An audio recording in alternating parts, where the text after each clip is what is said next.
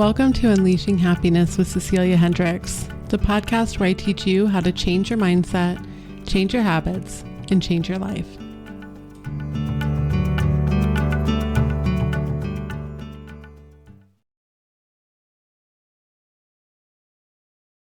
As we kick off week 2 of the bonus episodes, if you are finding this helpful, if you could please do me a small favor and definitely rate and review the episode.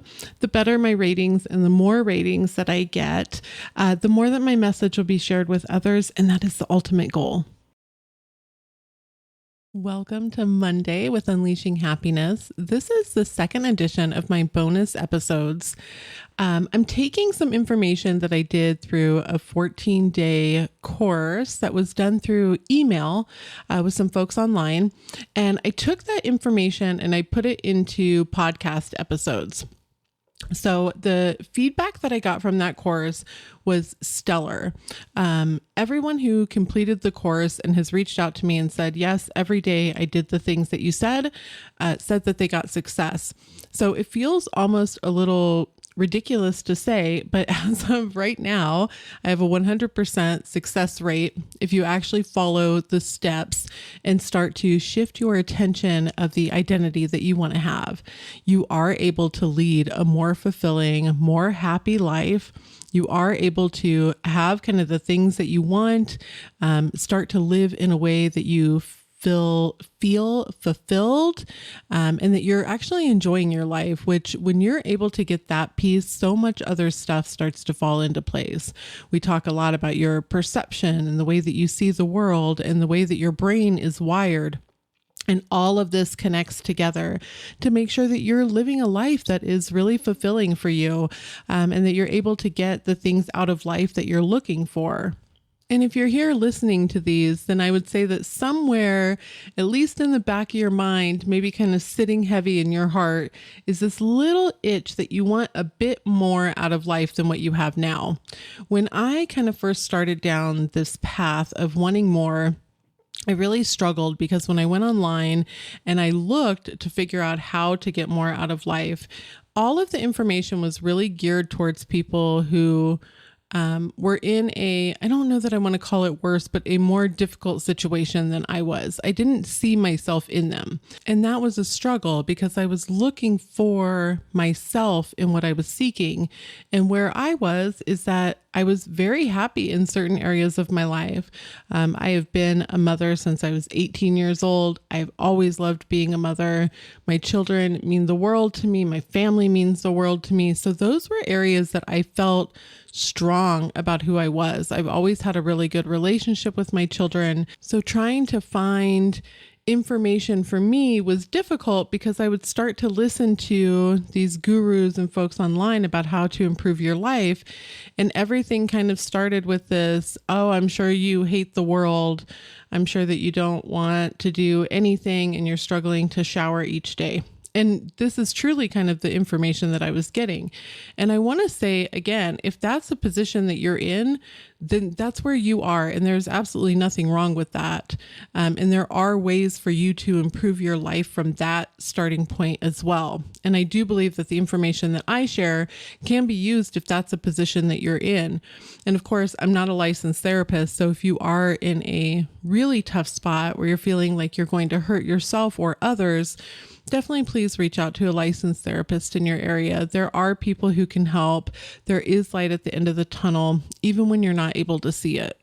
But that was kind of where I had started. I had some areas of life that I wanted to feel more fulfilled. I wanted to be happier. I wanted to connect more with myself. As a woman, I enjoy being feminine. I enjoy feeling attractive. I enjoy feeling sensual. And those were things that I had kind of lost over the years. I definitely did not feel attractive. I did not feel like I was happy with my body. I was not overly happy with where my career was going. I didn't really like the work-life balance that I was able to have. I was struggling within my household. I felt tired a lot of the time. My, health was not optimized. And because of the way that I was viewing the world, the perception that I had, I kind of was on a cycle of not being able to get myself out of that. And even though there was other areas that I was very fulfilled, I had wonderful friendships, people that I adored. I had a great family structure, absolutely loved my children. Being a mom is the greatest thing that I have ever done. And that's my personal feeling, right? And I understand that some folks struggle within that. I have friends who have told me, I really struggle in being a mom. The relationship is not that great. I feel like I always have to be perfect. And as a woman, that's something that I've also struggled with, of like trying to externally put out this perfection type of image. And then internally being like, I don't know how to manage the perfection that I'm trying to put on myself. And what's funny is that nobody on the outside is trying to put that on me. I don't have a single friend that expects me to be perfect. I don't have kids that expect me to be perfect. I don't have a mother or a father who expects me to be perfect. My siblings know that I'm going to mess up. Those kind of things are not expected from anybody but me. And so I really wanted to find my way of connecting with myself and enjoying my days more. But I was not struggling to the point that I felt like all the help online was talking about. And part of this series is to help you get to where you have the things that you want. You feel more fulfilled in life. You have more happiness in your day, more joy, and in a way that is a very pragmatic, step-by-step process, saying, hey, here's what you can do to get from X to Z. And it's all listed out for you. And when I did the 14-day course, I also realized that I was like, wow, I have a lot more to share with people. Even doing some of the emails, which I had to cut some of them off because I would end up writing so much. I was like, nobody's going to read this. But there was still so much information that I wanted to get out to folks, and so many things that can really help you, that are these very small, simple habit changes that can really open up your life and open up your ability to live a happier life. And so I did take that information from the 14 days, put it into a 10-week podcast course structure. So every week on Monday, I am releasing the next episode and the next kind of step. So over the week, you will have kind of some things to think about, areas to focus on, and then hopefully you'll come back the next week feeling very refreshed. I did get feedback that doing a daily email was just right. It was enough information for people. So I'm hoping I'm putting enough into the weeks to also make sure that it stays enough. I know a lot that folks struggle with is kind of accountability, having somebody that kind of helps, keep them on track, especially like day to day. I'm going to have some information and some things that I'll be launching here soon that should help out with that. At least that's the plan. If you have any ideas or anything that you would definitely be interested in, please shoot me an email. I love hearing from everybody, and I would love to hear your thoughts and your ideas. I'll put my email down in the show notes, but it is unleashinghappiness@ceciliahendricks.com. And so without further ado, let's get started on week 2. So last week, what we talked about is, what is it that you want, right? And you have to get clear. Everything starts with a desire. There's a desire for some sort of change. And if you think about your desire, or just desire as a whole, desire is really a lack of having something. If you are desiring something, it's because you don't currently really have it in your life. At that very moment, in this present moment, that is not something that you have. And so you start with this desire, and it could be small, right? You could have this like little piece of you that's like, man, I don't know, there's something nagging at me. That's how I was, where I was like, there's something missing and I don't know what it is. And I'm trying to figure it out, but I know that something's missing. And so my missing piece kind of came from starting with my spirituality, and having a closer connection to God, and feeling like God was more of an active part in my life, and that I had returned my focus onto my relationship with God and how I felt with God. And that started by going back to the church. I've always been a member of the Catholic Church. And so that's where I had kind of returned. And for a little bit, I felt very connected there. And it was fulfilling something that I needed. But very quickly, I just didn't really like the messages.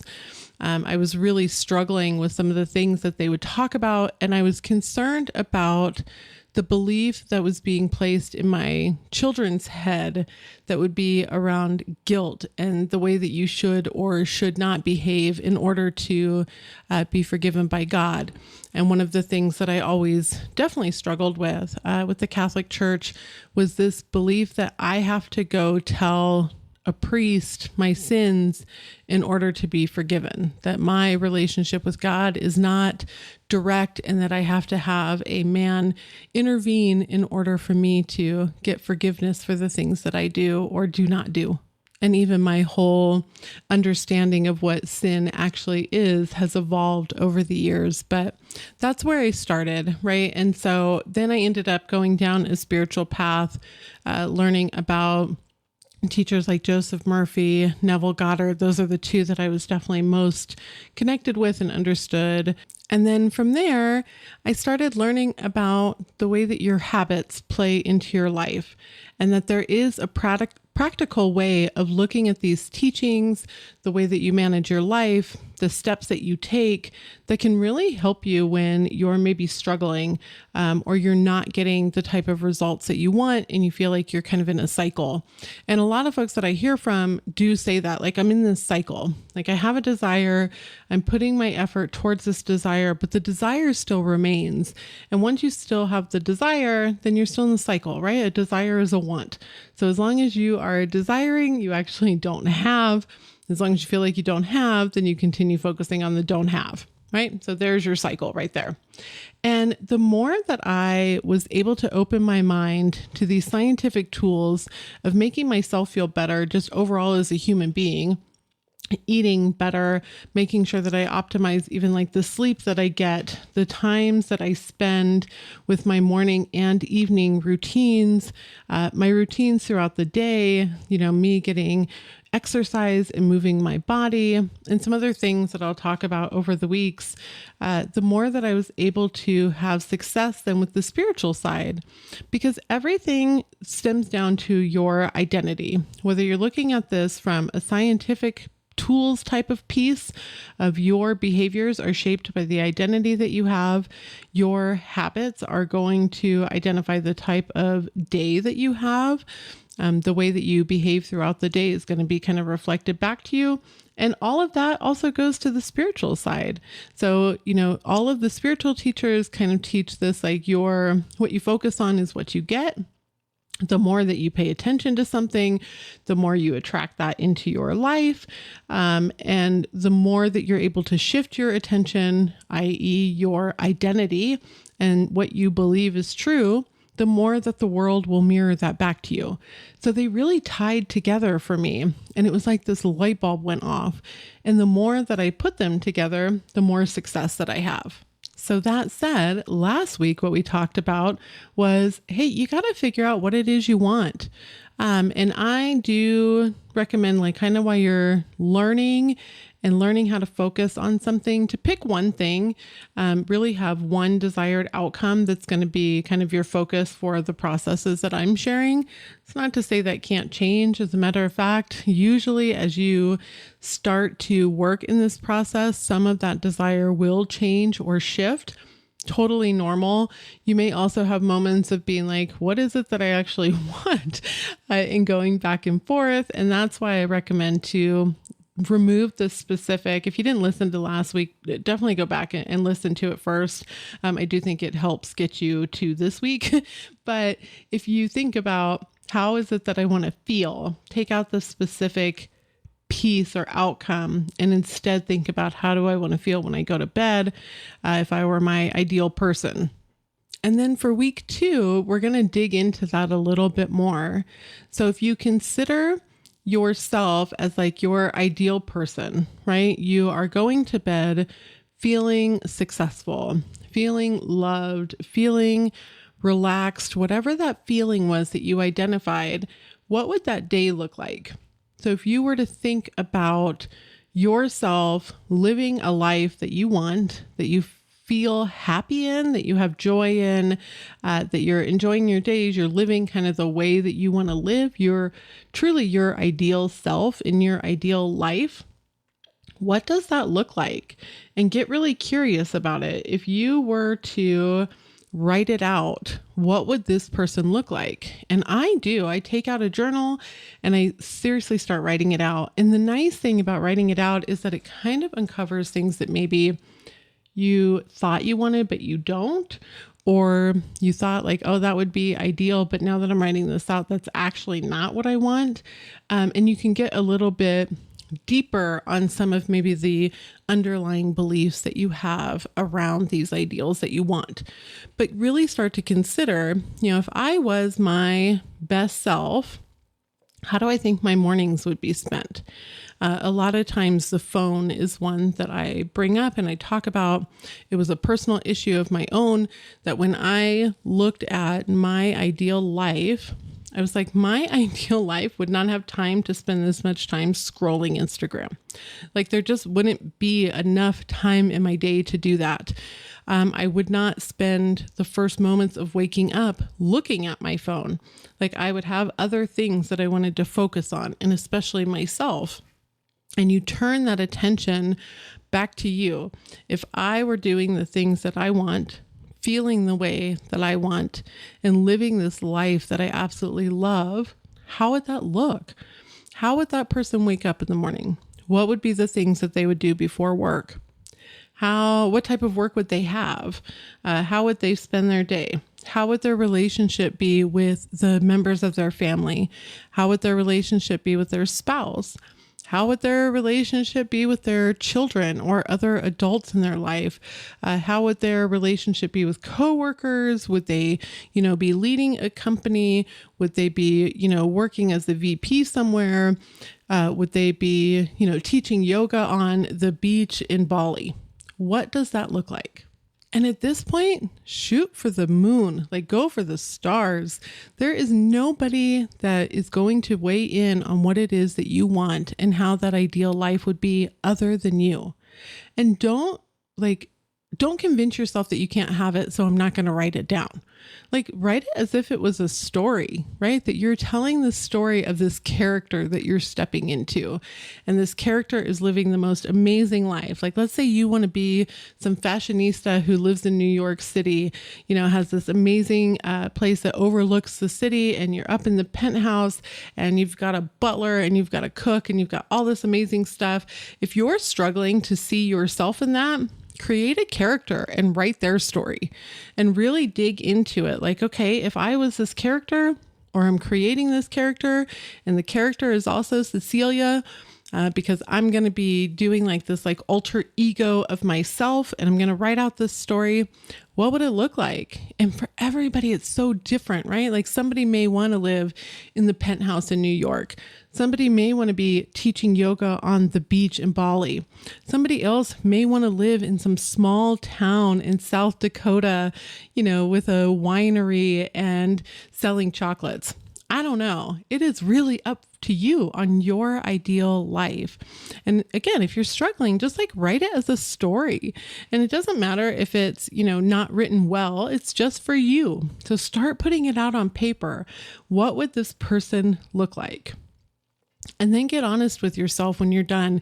Spend a couple days maybe working on this, refine it, really think about it, put some time into it, and think only about yourself. Do not consider, how somebody else would feel if you were living this life. Don't worry about that. Not to say you can't be concerned with your family, but right now this is about you. We're bringing the attention back to you, the way that you feel, the way that you're living, the things that you're doing to make sure that you're a fulfilled human.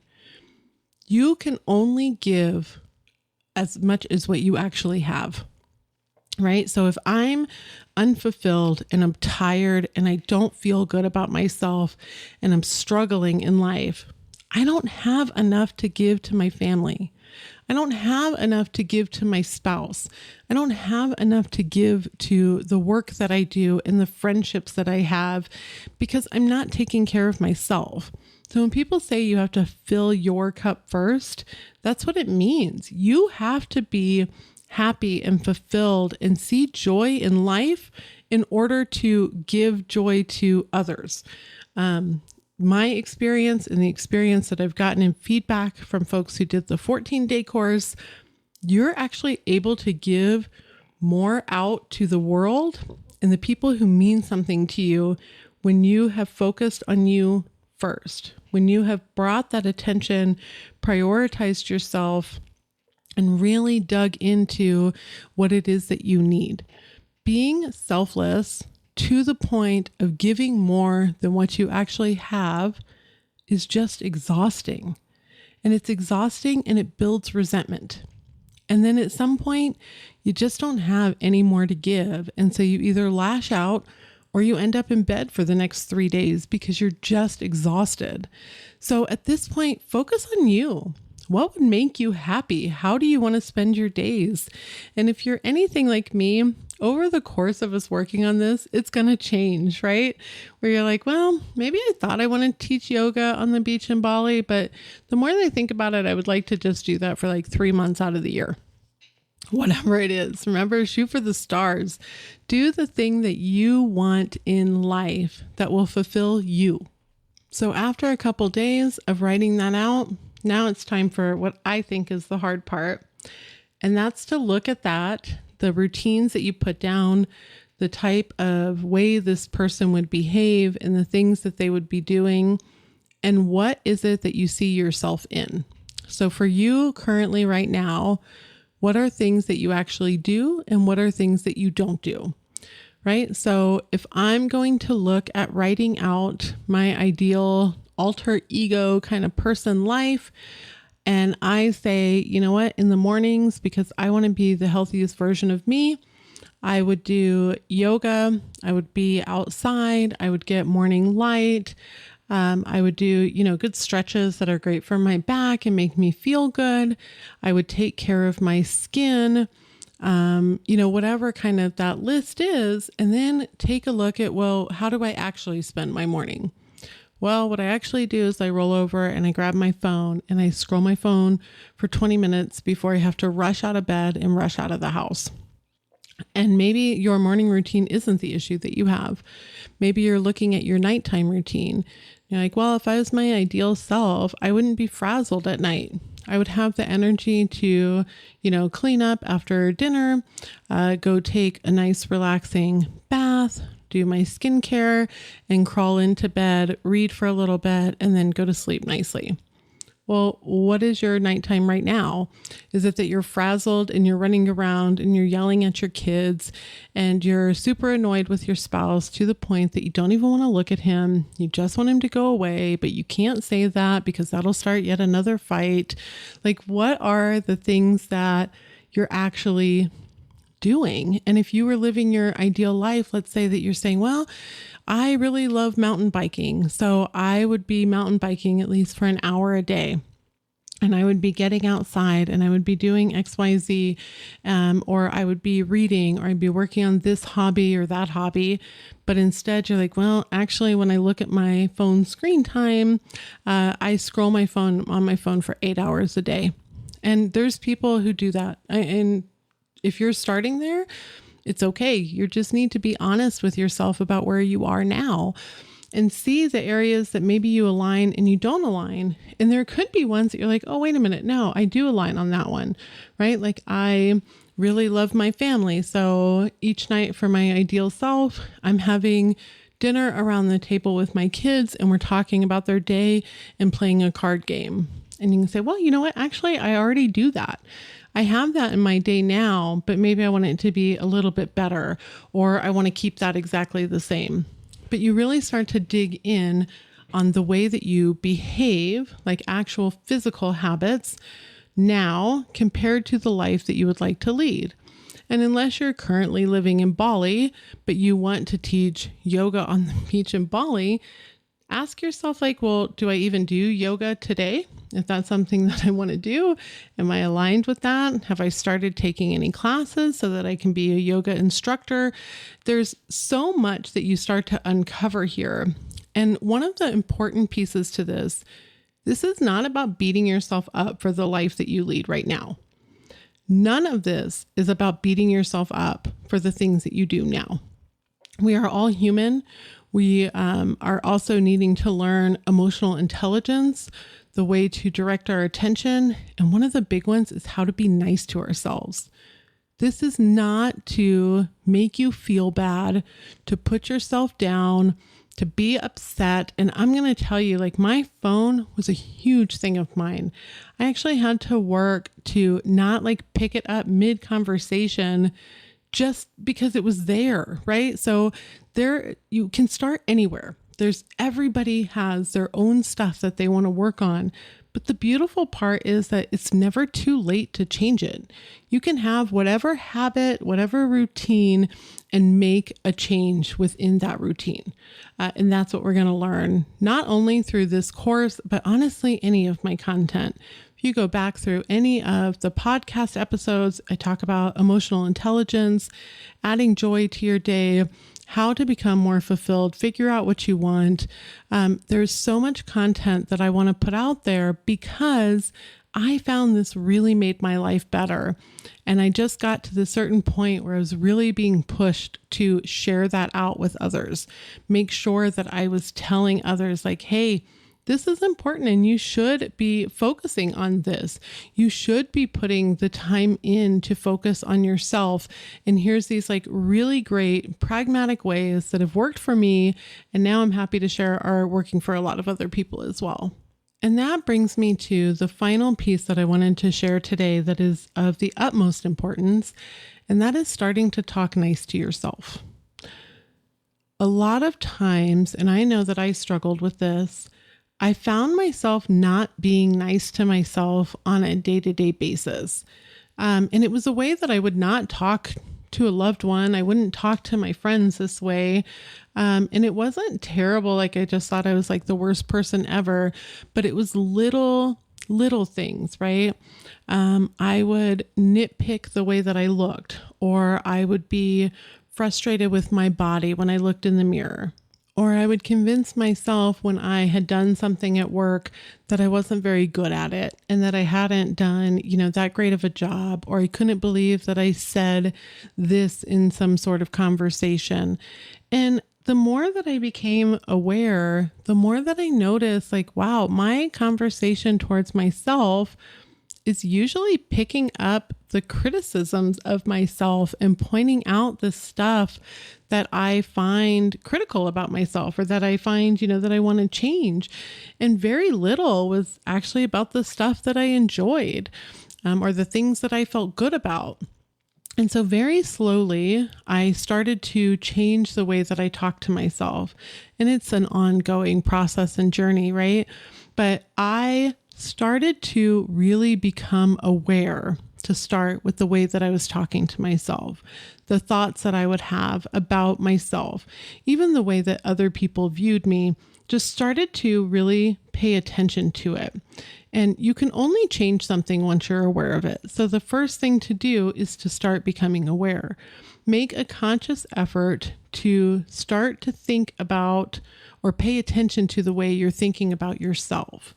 And I don't know, you could put up sticky notes around the house, set up a reminder in your phone that once an hour, you're kind of reminded like, hey, I want to pay attention to the way that I'm treating myself and the way that I'm talking about myself.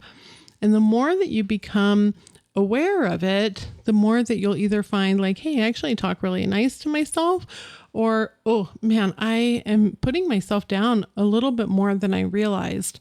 And it can be very brief and very quick, right? Like even maybe looking at your feet in a pair of shoes and being, oh, I hate my toes. Like there's always these like little tiny things that can kind of pop up. And you may realize, as I did, that it was very rarely the other way around. It was very rarely that I would say, oh, I was just being nice to myself. And this critical behavior towards self is your second task for this week. And for right now, it's mainly becoming aware of it. Definitely work to change it. So if you find yourself saying something negative, think of something nice that you like about yourself. I also recommend, and I'll bring this up in some other episodes as well, each night, spend about a minute just writing down a handful of things that you really appreciated about yourself that day. So this is your other task for this week. Just take out your journal, spend a minute or two listing out as many things that you can think of that you appreciated and loved about yourself that you did that day. And honestly, it may start with one thing, and that's okay. If it starts with one thing, write that down. And if that one thing, if you're struggling to figure it out, write down that you appreciate that you're sitting and attempting to write this out, and start there. Every small win is worth celebrating. So the fact that you are sitting down, you're listening to this podcast, you're taking this and you're saying, you know what, I'm going to say something nice about myself today. That's a win in itself. That is a form of self-love, self-appreciation, and prioritizing you and your happiness. So don't think that you're not doing anything, because just the act of sitting down is you showing up for you. So I hope that you found this helpful. Again, a really quick recap. You're going to write down and list out what your ideal life would be.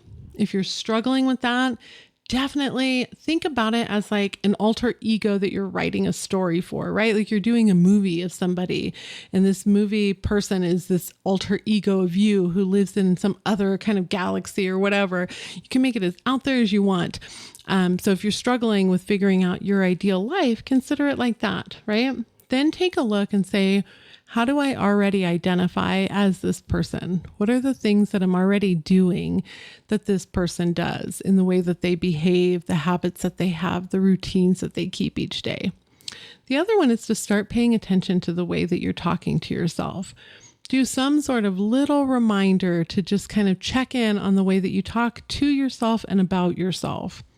Then change so that you are saying something nice about yourself. Spend each evening writing out in a journal, a handful to a page load of things that you really loved and appreciated of yourself that day. And again, if you're struggling with that, the fact that you are even sitting down to think about it is a win. And I promise you it'll get better. Until next week, have a great rest of your week and happy Monday.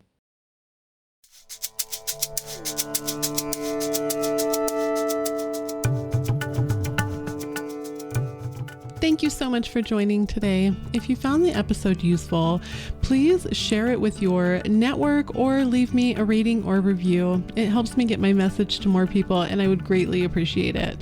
If you'd like to learn more about me, you can visit my website. It's ceciliahendricks.com.